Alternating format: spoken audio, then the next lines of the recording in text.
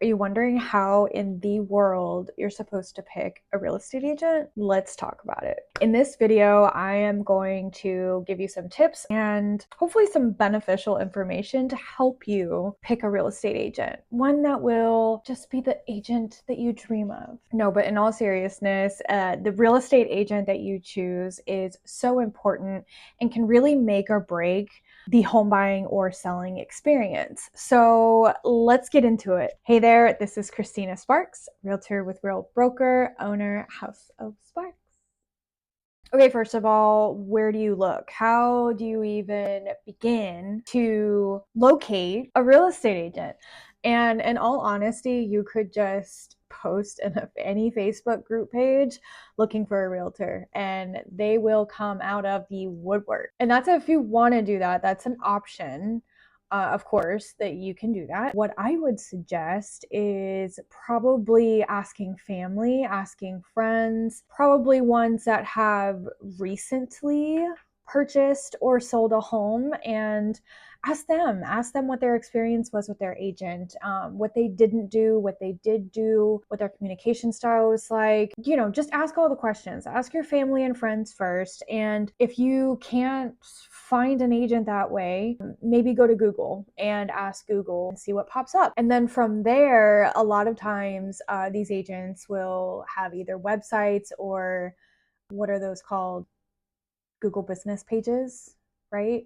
So go to either one of those and read reviews on those agents and see what other customers, clients had to say about those agents. That could be helpful to kind of get other people's perspective. Even though you don't know these people, it is still good to maybe see if you can catch any, good tidbits of information from people who have actually worked with that agent. Now, once you have a few options, let's say you asked your family, let's say you went into a Facebook group, you've probably got 100 options.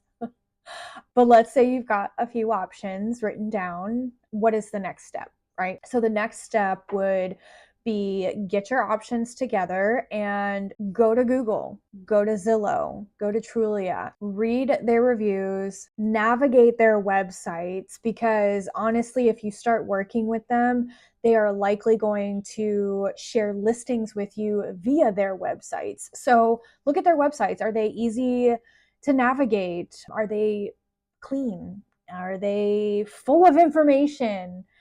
Not necessarily that has to be the deciding factor of whether you choose that agent or not, but the way that they have the presence of them set up could give you like a little bit of insight on how they are as a person and how they operate and how they work. My next piece of advice would be to, once you have, let's say, 3 to 5 agents in mind, that you interview them.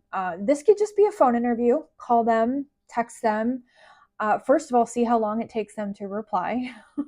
That could be a good telltale sign of if you want to work with them or not. If you are a person, a client who requires attention and a quick response, that could be a deciding factor, how quick an agent responds to your initial reach out. So, use that as a gauge as that matters to you. Make sure you leave them a voicemail. I speak for all agents. We get a ton of spam, a ton of spam calls, texts. So leave a voicemail, follow a call with a voicemail up with a text, and just say who you are and what you're looking for. And I guarantee you, if that agent is somewhat responsive at all, they will call you back immediately. I have run into situations where I don't answer my phone a lot of the times if I don't know the number, just because I get so much spam trying to sell me insurance and leads and all kinds of crazy things. So yeah, do that, reach out to them. And once you're able to either get them on the phone, or maybe you just want to have a text conversation and ask them a few questions, that's totally fine.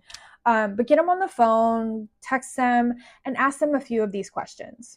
And this is all going to depend on you, right? Like, what do you prefer? So make sure you think about these questions before you go and ask them and decide what really matters to you as you pick an agent. The first question being, what's their communication style?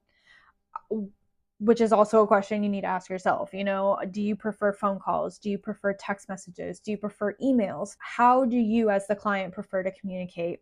And when you ask an agent that, most of the time they're probably going to be open and say however you prefer to communicate. But I would just make sure that they are able to meet your needs when it comes to communication, whether that's via phone, via text, via email.